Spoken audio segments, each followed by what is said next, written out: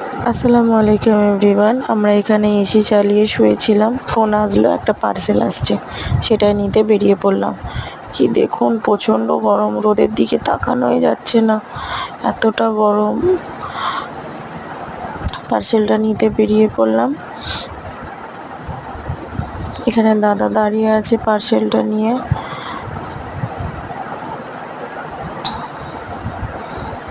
এত গরম পড়েছে যে কি বলবো। এই দাদারাও এত গরমে পার্সেল নিয়ে বেরোচ্ছে, কত কষ্ট। এই যে পার্সেলটা এদিকে খোলা হচ্ছে, এদিকে এসে দেখি বাবু উঠে পড়েছে, উঠে লাইট জ্বালিয়ে খেলাও শুরু করে দিয়েছে। দেখুন কি নেওয়া হয়েছিল পার্সেলে।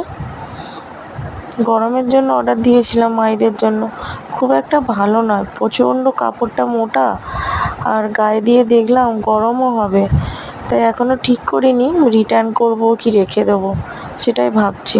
আপনারাই বলুন কি করব।